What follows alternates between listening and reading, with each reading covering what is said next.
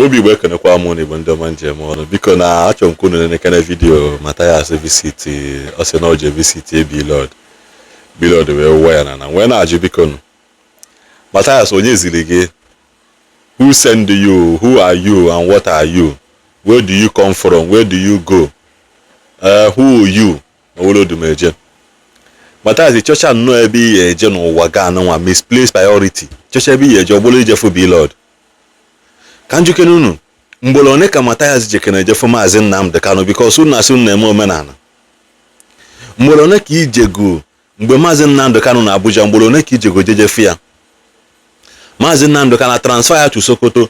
Why can't you organize yourself? See okay I na eme omenana mazin nam de kanu bụ onye Igbo I na eme ihe ndị Igbo mbolo ne ka ijego Sokoto a jeje fia misplaced priority mbolo ne ka just ichitebede na echiche ụwa gị isi ni je Blord wagi na Blord fo na ebe asia no Mathias Ezeaku na okwesị ịbịapụta ka ọ mara onye be Ezeaku a na-achụ ya na ịchọrọ ịbịa nye contact nke iji enweta nke iji ejiri Igbo contact niile ka i build go around the world over the years through your NGO kene ka ịbịa solicitate ya n'ofu na ogbo onye Igbo ka bịa azal Mathias the Blord ask you to come Blord osilege bia obo no sege bia okakwene di mana onya eziro gi akọha aka ha aka ekwicha no ike jewa abụghị jefu Blord agwa nwu na nwabere ihunu mere onwu na ko Mathias organize go US branch ndị omenala bụ eziokwu unu ya anọ kwa ma ọgwụ chekọla ụmụazị akwa na enye unu efe ebe mmadụ ya chọchị ihe oji ego eme common floor ania ana church ya common since obido da church ebe ha ka ọ na ha ka ọ dị otonube ha plaster mana inwe close to 230,000 iji eje Abuja gbakwa another 200,000 or one something nata sikpo any spend the 400,000 or that day kije ke nata ima ya ha ala ya ha elinni ya ha enwe som ndị ya bịa sị gị nekwa those money organize iwele at floor na church is not something profitable mana ndị ba be ready for this truth unu dị after ya ụka si unu ụka asịrị unu don't worry ya na-abịa ebe a na-agbago unu eziokwu akwefu eziokwu a unu ya anụ ya by fire by so unu anọghị ya na ndụ unu anala ụgwọ ọnwụ ya nọ n'unu n'ozi ya na ọnwụ na asị ndị agwakwala eziokwu mgbe ahụ kịta Blord awụọ na gị na kedu onye ziri gị jeje fụ Blord by the way misplaced priorities unu na-alụ biko na-enye akwa Mathias na obekwala ezigbo akwa na vidiyo anụnwa ahụ ya na agwụ na obele ezigbo ta akwa anya mmiri sie n'anya na-apụta biko eti mgbawali ya obi onweghị ọma expect na Blord ya oche odo ka ọ pụta ka ọ bịa see foto ka ọ sịkwa yes eje mfụ Blord nke anụnwa Blord ndị mmadụ jekọje eticha ọnụ na okwu ya ọsị na osisi hapụ ya ma nwa achọrọ m iti ọnụ na that video because it's none of my concern onye kpatara nkụkọ ahụ desere ngwele bịala olele so mana ndị baya na-achọ use emotions everything na na-ask ka dịka na emotion about it and that's by the way biko akwefu akwa Mathias na ebe a lot of you ka ya ebia nke aka bụ mbido ka ọ dịkwanụ ị ga-adị humble to your people especially ndị Igbo no matter who you think you are ịghọtago anyị nwanwe gị ịbụ nwa anyị you are our son ịghọtago enwere ihe nwere ike ịbụ tomorrow without the help of ndị Igbo ma ị na-azụ ahịa taa chike mmadụ na ndị ugwu ndị Yoruba na-patronize your estate na-patronize your power bank your charger ọkwa ndị Igbo na ị ga-abụ gọvanọ echi bụ ndị Igbo and that is why nji wee pụta because of you maka na ịbụ onye Igbo ndabụ m onye Igbo maka asịrị ọnụrụ be nwanne agba n'ọsọ and what thing I like is so much ebe no bụ the way we say rote ndị Igbo especially ndị ebe na ebe assisting them helping the villagers to grow and also empowering the youth mana ọ bụrụ na anyị nwebụ ụmụnne ga-agwara gị eziokwu nwe onye ga-agwa gị eziokwu ịbụ nguzo kowe okwu n'ụka o tegokwu ikowekwalu maka anụ n'onwe mgbe gị na ndị EFCC kokwalu mgbe ka na-ebido wee bido mana anyị nwa na-eko steady 247 ihe eji mara anyị and okwu ka anyị na-eko abụ ọgwa na anyị na-achọ mmadụ kama na ọka ọ dị mma now anọ m Abuja wee nweta news na akpọrọ Blord gbagota Abuja and I charge gear to court Budaya prison So when Teterola no nebodari prison yesterday, and cancel all my morning flight. Chukuna Ajana Balamo Sel. My lawyers, my witness. Will cancel all my flight ticket, morning flight, and we see you Jibadabo where. Because when meeting over that very day. Where me we call, build or contact. Build say contact. Niru Chukuna Ajano. Be Lord, we see no 2 days in a prison. Anama Gwagi. Contact him build over. Be Lord. Here be Lord, they put on a prisoner brought we han a memago. Contact him build with my influence, with my contact, with my lawyers. Be Lord. No kind of prisoner, no 2 days. He will be out. And cancel all my flight ticket. Where by moto? Where Jewe Kuje? Kanje for be Lord. KDM na be for again. Just to build the contact with your family. Where the contact in your family. You communicate with them. I just go put that beno. Mbia. Iman kesa from more than a prison. The water without one da from Ezeaku Mathias Ejiofor. The way will be Lord. Be Lord, where the water na actually here from when I am a hoyam when I actually from Negent. Oburus, Oburana Baka the Mangel. Ni actually from normal hoyambo. The man be a guamudio because the man is surprised. The go to prison now, it na moto on the prison. How much him happy and women can the prison about Mumba. See, make was na fanaka. Yotago. No, I think when him and exchange and has a court to her, but I don't need to shake them because the Boba able AC from only Boachitaz na prison, back up for moto. Fanadi to Ezeaku. Yotago, so when there's it where Hanaka, so the water son about Mumba. Sim don't try it next time. Na camera na everywhere. No ya diko muni hemu na hammer exchange. Na de emi. Na nda abunda kasi court we na megini we bruna bata prison. So we kowari o mo of ma say the man ya je we kowari. The man just him na be Lord with rake we ba wari amba. To the extent na ndi mate nya na hana na weziranya somehow a whole officer like him. Na ndi imate ya na be Lord na ba biazi newe anya somehow na we za anyi fele patawa be Lord if not for anything name honye you claim name alum no problem in all kind of manage in what states no can work have about 20 something real estate different real estate in Oka 20 something places on social media and on social media money ma honye Mathias Ezeaku fine. Mana din where the Ezeaku go signal onye Igbo. E chọ gwana ka bia mana nwa Igbo. Onye no ne ba prison nya bia the following morning. Ka m na abia ka m na aju nda biko enwegokwa asim yes no nwa mmadụ na abụ ụmụnne gị bia neta gị. Na nwa mmadụ na abịa that morning. Bụrụ anya ụzọ bia neta gị. But nda abụ your people. About the first outsider biano na bro your relation to see you as early as the following day by prison. About the outsider na bro your relation that came to see you. Here to go. You can't hungry shoulder name for. Can't hungry shoulder name. Eno na the name Ezeaku bialo. I'm onye Igbo. Imano go ni ife nwanne go onye Igbo bialo for you for. Owa be ebe onye madobe.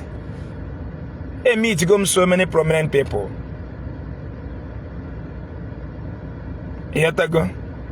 Bona mabro onye na agbaso ndị mmadụ. Abro m onye ji popularity ma chuso ndị mmadụ. I'm very busy. Man ore no gwa no ma ba and since bidoro m Igbo Love Themselves Charity Foundation. Enwune bombo sim the letter we got any office to sponsor my NGO. Ugumaderem. Enwune bombo sim madu kwelonwa 5,000 naira. Nwe chat onye asi achitekwa ni kwelonwa. No, I'm very busy. I'm occupied. The reason they cancel on my flight ticket at the beginning to give you the contact in build go through prominent people, former leaders of this country, to bring you out. you didn't, it's in a fine. And you can't force a horse to, you can only take a horse to water, but you can't force a horse to drink water. So here we have a bill at the beginning. Cooperate with your people. Cooperate, all the very, very important. All the very, very important. And you know what advice can be in go. Is go name a fine. No problem. Man advice in Choli ye gave again. You watch if you can see Biabulugi. Oh, Subo. Can a boogie can charge you to court? Yeah, plan arrange range. Because someone a police in IV automatically. You got about one but making block on you. Build a contact. A block on ya.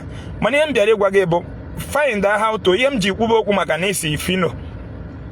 Umunne ndi Yoruba na abia forget. Nwanne go onye Yoruba show were bialo epotafia. Yotago because iye ni na abuko eku aka okasi na Ezeaku bialo wete contact nji epota. Okasi na onye I'm older than you. Atonge na age. Yotago enwere ifi nwe me enwe ho. Inugo nwa emota nwa anugo nwa emota nwe ru onu na enu ru na na ru na mu na enu ru na ona m ihe mmasịta ni nwere me enwe ho yotago so ibo onye Igbo mbulu onye Igbo mana ka nwanne anyị nwoke bụ onye Yoruba showere bịara ifo gị ime onye Yoruba ala abụ bịa afọ gị mana ịnụrụ Ezeaku afọ onye Igbo ịbịagodo mala onye ahụ wetuo your ego bring it down. Chukuna jana Balamo said, I do watch you the energy jabambo norota na simunyam na below another Mathias Ezeaku Ejiofor. He market estate within 5 minutes if you get on a motorcycle. The next minute if you have on a market motor. The next minute if you have on a market charge and a power bank and simunyam or if you get missing and na bambo too much. Nekwe below the goes about every day. If somebody in Jamat that I love so much. I'm going to be Lord, get a very dark man, if you don't ever crash. I posted it on my wall. Now, Mama here, Bona, the only two men don't value so much. There's a name issue. MH message and they follow our VDM, where to tell them the cause of the issue. Get a VDM, Jim, web problem. Be Lord, condemn your phone. VDM condemn your phone. I was so bitter and I came out to write about it. Hembo akande mali nyewezim details yese login na VDM. Na kedem jiwene melu vida my brother. And me mega advice as your elder brother. Atongo totowa or toto watching keta. Yatago. So iye nyega advice bogene. Uge na very dark man abro belo. And others this matter than you. And the can get you, one of my work as only Igbo. Very dark man, he may put a now, Jeme arrest, charge you to court. I remind Diana, very dark man lose nothing to compare you. As only Igbo. Very dark man, he lose anything. You have not game making one bill or don't have funny look one hour the key, see where's all your future and your to make sure that your big investment in e hustle go wait here in billions. Now, all standard. How many game make AJ do go febe for no reason? Very dark man, they ready in on a prison 2 months. He lose nothing. Man, again, as a Igbo businessman, even a prison or 2 days, my brother, you are losing a lot. No, I have 3 days. No, I have 5 days. No, I have 6 days. No, I have 10 months. You are losing a lot. Yet ago. Very dark man lose nothing. Oh, you have check you know go. And we have be check say no go na so. Yet ago. And we have only Igbo wanna come to check say no go. In a ha ba no report the main case bido. My brother, otis in a law care by Rapu Bela Bago Lagos. Ma Bago I hear that. All the IM I get to honor one of the billionaire on a Igbo ta name investment and Igbo. They proud of you on all can or on a benage. I am Igbo, they proud of you. Maronye gini up with you. Open again on Igbo na no ga to when it. Although I know your fellow businessman, it go there, but very dark man need a 200 million. Nigeria get raise area free.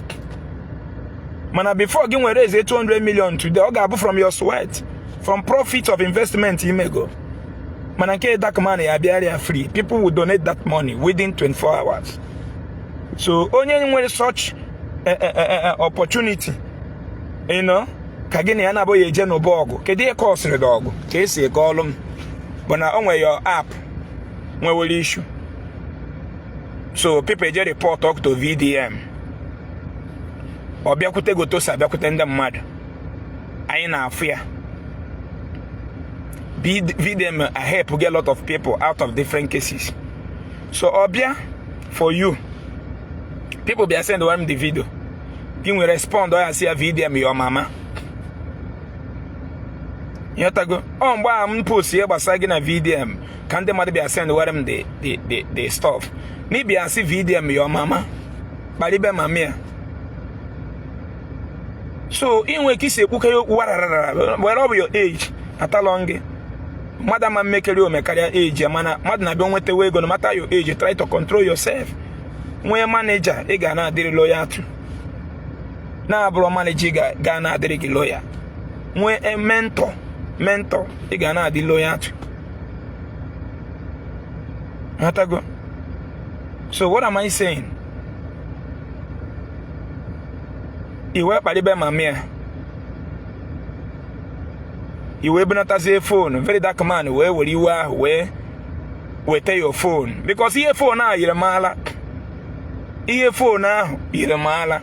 When posting a me video about here phone now, can the mother be a devil emoji? Send one video saying a VDM. Because upon a VDM na very dark man just now corner. VDM where will phone no Jim be Beato from China. Ebo say as a family. We crash down or be Lord Alpha. A man be VDM the most wicked human being on this planet Earth. Man, Igbo tradition and culture. Madi by name mad mafane woku. But one of the Okama name Malonia only Igbo. As in the Igbo, I boka man I'm again a woke with Mamola than again went born me. On our Bunugu tempali and something that against our cultures in the Igbo. And the two I could say with every living human being in the world. Era po yegini ya nemi boba mami o iya he kporo mami ka o jezi buru gi we n'obi ebi nwe ike kpari nne no ga eme gi anything no obuni not have to destroy you iwe to ngwafia VDM we ne ngwafia gi obu no bia market we nke because ebe aka m chori stand fight a VDM then we okwu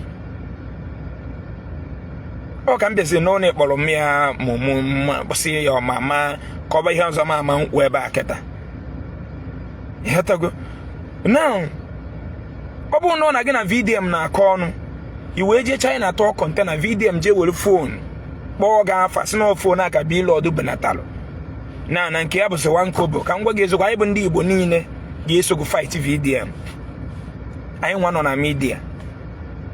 But when we have an evidence, then I put VDM your mama, not by the mamma. So VDM can take because of anger of that into fight you.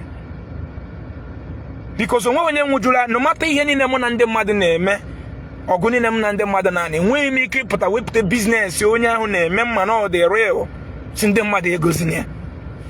Mo to aketa mona mde anine na eme channel ma nwa baby virgin me Elijah enugu ha mma na so se m na-ekwu na waye ekpere ha na eme bụ wayo.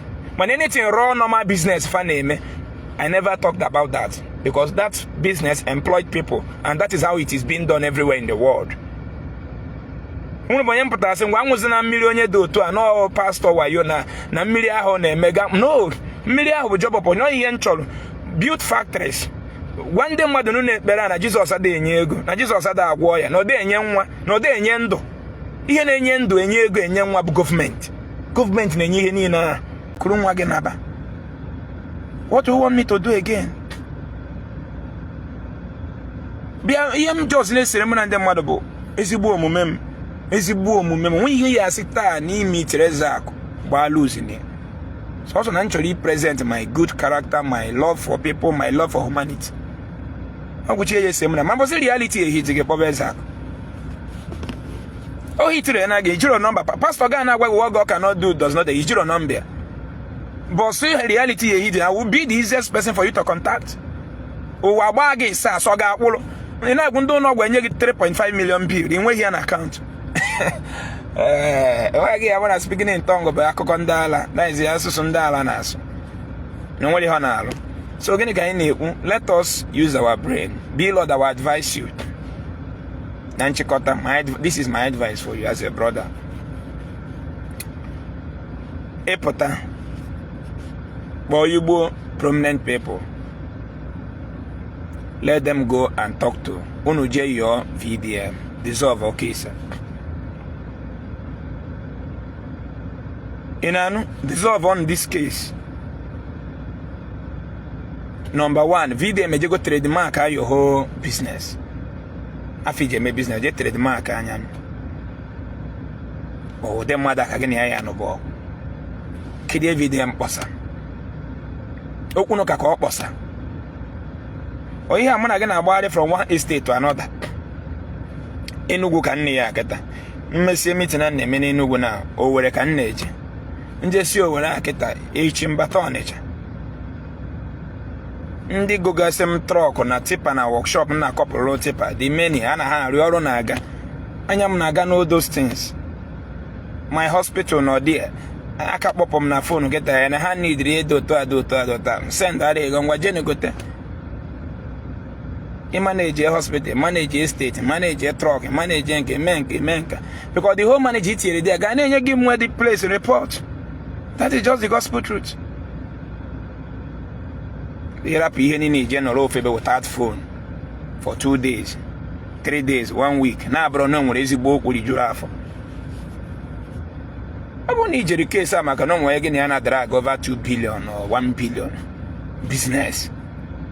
Okuneti ka come on na korogone kokwal jene bi board o billboard very dark man na street will you name advertise your product. Okay, you know, no problem.